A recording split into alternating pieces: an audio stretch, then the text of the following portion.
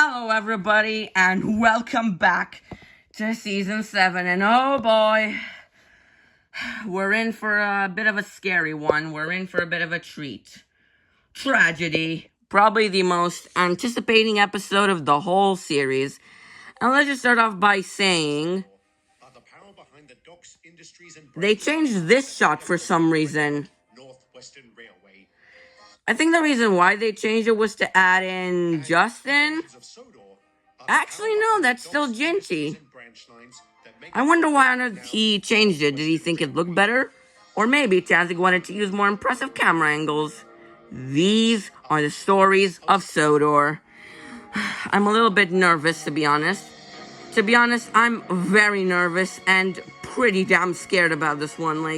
What's gonna happen? Who's gonna die? The title is code for someone is going to die, and I'm very nervous about this one. Okay, so if Reginald's in the intro, that probably means he's not gonna die, but I'm a bit scared about this one. Tragedy. Let's just see what's gonna happen. I'm so nervous about this one. Back in 1955, a new service began on Britain's railways called Richard! Richard from Carson's Video Workshops, Richard! Hooray! On special flatbeds at various terminals across the country. Not long after Dry Isle Airfield reopened, they started building one at Napperd. It didn't take long for the work to be completed, and even less time for the first motor rail to arrive on Sodor. Hello, I'm Bear. Nice to meet you. Nice to meet you too, Bear. Welcome to Sodor. Ooh, Bear. Husband Reginald. How do you do? Ooh, Bear. Let's see how this is gonna manage. Given the fact that Patrick is on Sodor and he's a nice diesel now, I honestly wonder how Victor's gonna adapt Super Rescue, because we can't really adapt Super Rescue because Patrick is not an asshole like how the other diesel was in the book. Bear. So this is the famous motor rail. Very interesting. Ooh. Have you been working this service long? About 2 years now. I suppose this is technically a mixed train since you're pulling passengers and freight. Is that difficult? Yes. It can be, but you get used to it. And I'll tell you what, this assignment really teaches you how to... Again, this is a much different voice than the recovery leak. Yeah, it's clear that there was like a year gap between, because you can tell the voices between Bear and Patrick are different. And in the in the recovery and in the official story Sodor. Also, to point out the fact that I wonder if there would be a Top Gear. There would be a Top Gear episode surrounded around, you know, all the cars and shit. You can complete the rest. Quick! And if I'm remembering the schedule right, you'll be leaving tomorrow? Yep, but I'll be back again in a few days. Ooh. I'll be handling the motor rail to and from Sodor. In that case, we better make sure you have a place to sleep. You can take my spot in the shed. Oh, no, I couldn't do that. I'm fine with a carriage shed. It's no problem, Bear. I'm going in for routine maintenance today. I'll be out for the next week. In that case, cheers. That's very kind of you. I didn't just marry her for her looks. No, you didn't. Anyway, I best be off to the works. Behave yourself while I'm gone, Reggie. No promises, Sam. Love you. Love you too. She seems like a fine woman.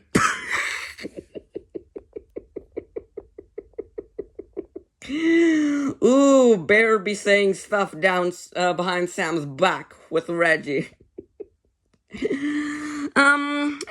Yeah, that was something.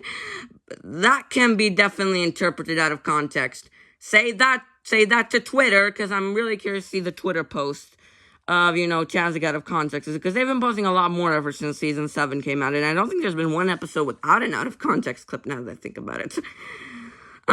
Yeah, to be honest, I kind of wish Bear was a permanent addition to the railway. And to be honest, kind of want to know what Bear's real name is, because we've seen throughout the series that engines with the random names actually have nicknames. For example, Duck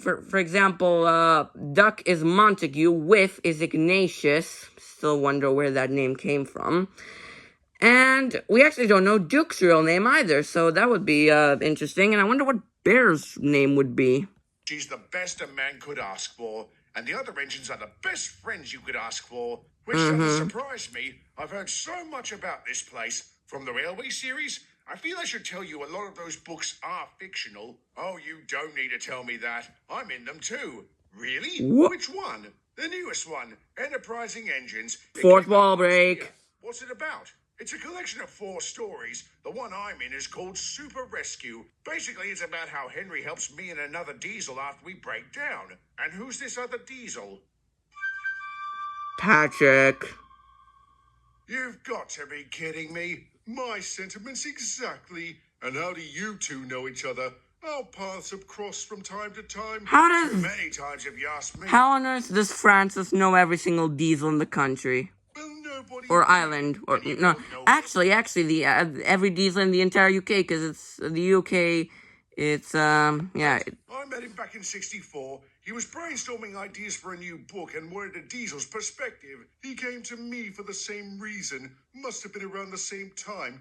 But I had more important things to do than humor the writer of a children's book. If that was your attitude.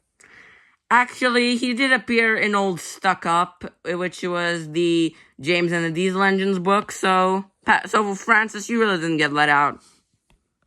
No wonder he wrote you the way he did. And which way is that? I'm surprised you lot don't know about it. Doesn't the Reverend tell you every time he writes a new book? Not always. Even if he did, we don't always have time to read them. Well, if this one makes fun of old Engines can't read. Make the time. Tell us about it, Bear.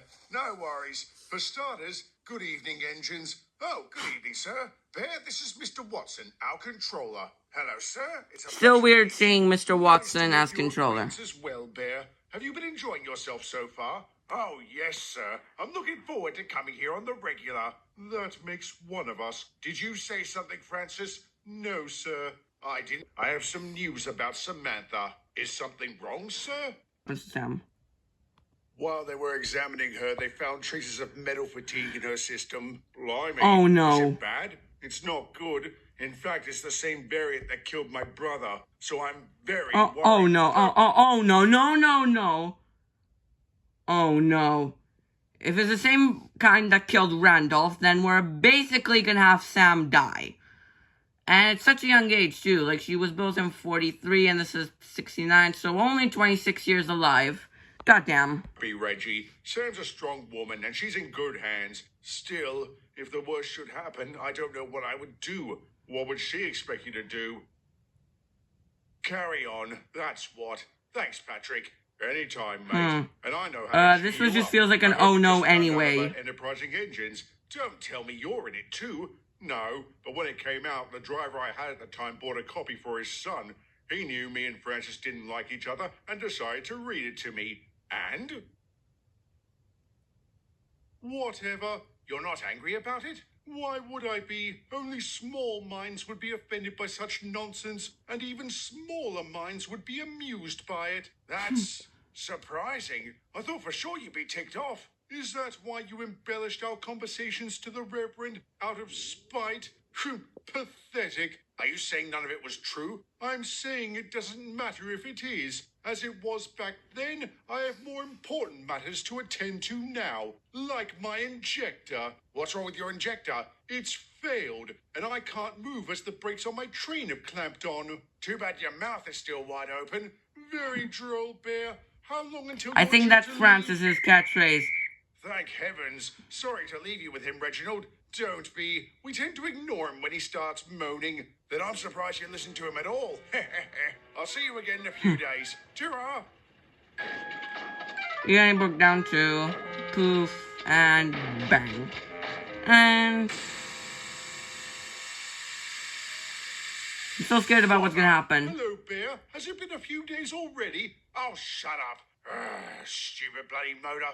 Talk about life imitating art. You two had the exact opposite issues in the book, so maybe we ought to take a page out of it on how to fix them. You don't mean I do. Francis, apart from your injector, do you have any other problems? No. In that case, here's the plan. I'll couple up to the back of your train, and we'll use my injector to release the brakes. Together, Ooh. we should be able to Super tow them rescue. and the monorail to Croven's Gate, where you can both get repaired. Wouldn't it be better to contact the Fire and Rescue Service and let them deal with this as is their responsibility? That could take ages. Do you really want to just sit around? No, but I hardly think allowing two compromised trains to travel together is a wise course of action. Not to mention, I don't think we will make it to Croven's Gate. Well, I do, and I'm going to contact Control to get clearance. Go ahead, waste your time. They will never approve such a preposterous idea. I cannot believe this. Oh, shut it, Francis. And here we go. Let's do this.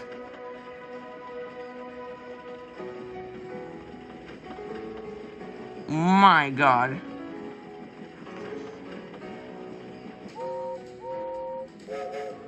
This is probably the first time we hear Reginald's whistle, actually.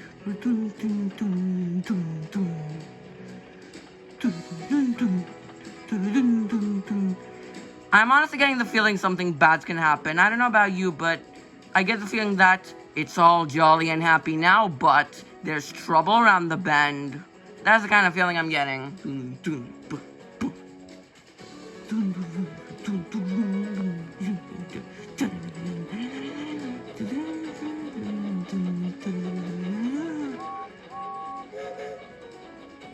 I'm noticing that Tanzik is starting to use a lot more Railway series references, and this is honestly kind of fantastic. Because we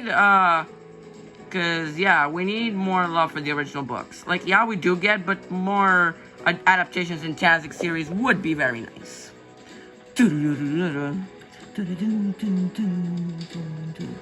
Why do I get the feeling something bad's gonna happen?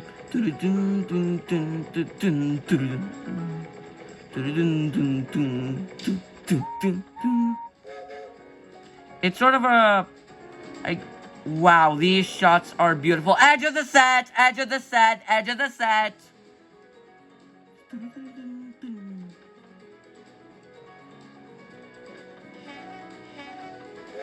And that's the fourth engine Reginald is whistled to. Uh-oh. Yes, something bad's gonna happen. Oh, holy shit. What's gonna happen? Oh boy, oh boy, oh boy. I knew it. Something bad will happen. Actually, we saw Sam in grief when she was talking to Kay back in the preview, so... not preview, the trailer, for God's sake. So, yes, this probably, this probably means that Sam will survive her mental fatigue. There's, like, no tragedy in this episode. I'm guessing that's not how the story ends. How'd that car fall off anyway? The chain snapped. We couldn't just leave it there, so we called for a crane. They lowered it back up, and off we went. We made it to the works without any further delays. Well done, Reginald. You turned a tragedy into a triumph. Truly Tragedy? How was that a tragedy? Right. Of all the stunts we've pulled on this island, that was one of the wildest. I couldn't have done it better myself. Yes, I'm rather proud of this, too. It's just a pity I didn't get to see Samantha. That was one of the reasons you did this, wasn't it? I'd be lying if I said the thought hadn't crossed my mind, but I really was trying to help out two engines in distress. How come you weren't able to see her? There was no need for me to go inside the works, not to mention I had to take Bear and Francis's trains on to Barrow. I did ask Derek how she's doing. He said she's still touch and go. This is so frustrating. The woman I love is in dire straits and I can't do a thing to help her. Sounds like you need a distraction, and I have just the thing. Control wasn't able to find a spare locomotive to take the monorail onto its destination. It's been rescheduled for tomorrow, and I would like you to take it. Me, sir? You, sir. Francis will be back in service tomorrow, but Bear will be out of action for at least a week. You will handle the monorail in the meantime. You lucky sod, Reggie. I've always wanted to pull that train. You might still get your chance, James. Are you saying you won't do it? I don't want to be difficult, sir, but I'd rather not be too far away from Sam just in case. Why not send James, or Henry, or Gordon? Because the route in question has very little in the way of coaling depots and water towers. Using a steamy might be doable, but a diesel would be better. And before you ask about Patrick, he was the one who recommended you take the job. Why? You said yourself Sam would expect you to carry on. Oh my god, this is probably the most disappointing episode of the fucking series, or at least the season. Oh my god. I was so expecting a tragedy or something, but no, the closest thing we got was a car falling off a flatbed. I was so expecting for there to be a tragedy. Bro. Yes, I know, you shouldn't just start with a tragedy there, but come on, we've been waiting for 11 minutes and the episode's 14 minutes. Get on with it! Run like this would be a great way to keep yourself occupied. It's either that or you continue sitting around here working yourself. The only thing we get is this ongoing arc about Sam possibly dying, despite the fact that we saw her in the trailer alive talking to Kate. Over the next week. Understood, sir. Behave yourselves while I'm gone. No promises, mate. Gotta move on. What? Wake up, lazy bones. Why don't you do some work like me? Thomas and Gordon reference. Radiators. Sam, when did you get out? This morning. As you can see, I'm alive and well. Very well, in fact. I feel great. And I'll feel even better when I see Reggie. Wait until you hear what he's been up to. Oh, I've heard plenty. Hauling 2 diesels and their trains. Now he's gallivanting all over the country with the motor rail. Is there anything that man can't do? I hope so. He's making the rest of us look bad. When's he supposed to get back? Later today. I can't wait to see the look on his face when he arrives.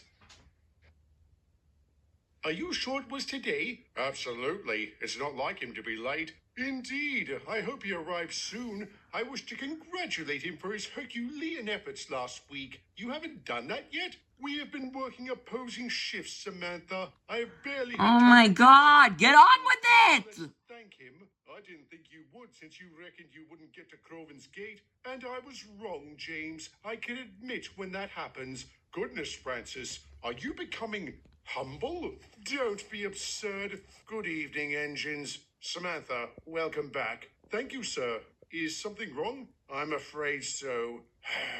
Feels like every time I come here, it's to bring bad news. You have bad news, sir? Yes, it's about Reginald. A points failure sent him onto the wrong line and he collided with another train. Oh, God, is he all right? No. Sir, you don't mean... I'm afraid I do, Gordon. I'm sorry. Oh, God, no.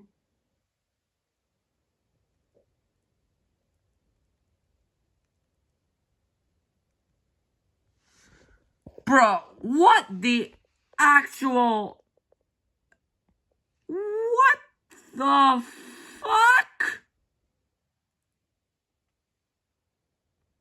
Bro.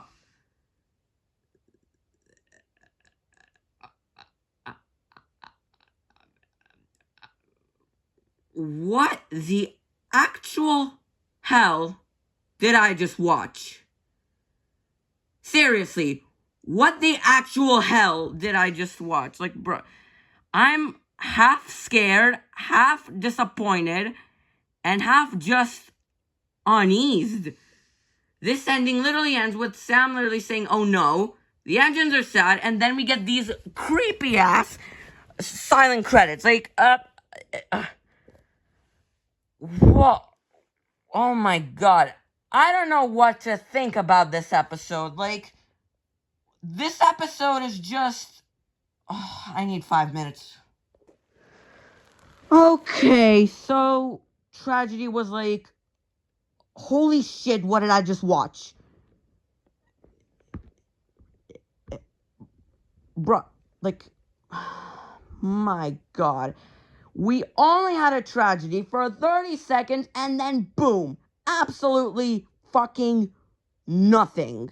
Like, bruh, we had like 13 minutes of a happy-go-lucky story that had absolutely nothing wrong. Then Sam came in and was like, and the whole part, like, bruh, like, we have this concern about Sam possibly having a severe case of mental fatigue, and she's back to normal within, like, what, 6 days? No, 3 days, bro. What? Why? Like, what? Why? Like, it totally kills any sort of, like emotion the episode had. Like, and then the tragedy came in for 30 seconds with a blank credits, and then boom, done, gone. Like, what the hell, bro? To me, this episode kind of felt like a massive disappointment. I was expecting some action, some drama, some sadness. Yeah, we only got that for like 30 seconds, and it felt like a tick on a checklist. Seriously, that's what Reginald's death feels like. A tick on a checklist. But who knows? Maybe we'll end up getting maybe grief will end up having more darkness to it. And yeah, I am half disappointed, half kind of still a bit scared at what I just saw. Like, the blind credits were really they were really kind of unsettling to me. And the ending was also, again, unsettling. And had we actually seen Reginald's death, or maybe we will in the next episode with like a pre-intro scene, maybe it will make up for it. But this was just kind of okay. You could interpret a tragedy in two ways. Either A, Tanzig was being clever, and knowing Tanzig, he has some very clever writing, so maybe that's one where he's trying to make it look like false advertising, where everything goes perfect all the time, only for everything to just crash down at the end. That could actually make Tanzig one of the most clever writers ever. Or maybe Reginald's death was just a tick on a checklist for this episode. Maybe there was just some sort of other episode that this was probably supposed to be a part of, but then just tried to add it at the end to not have 11 episodes instead of 10. But I think it's probably the first one. Maybe Tanzig was just trying to be clever, and maybe I'm just getting overly mad. But yeah, overall, I'm honestly not sure how to rate Tragedy. Sound off in the comments what you think. Alright, bye-bye.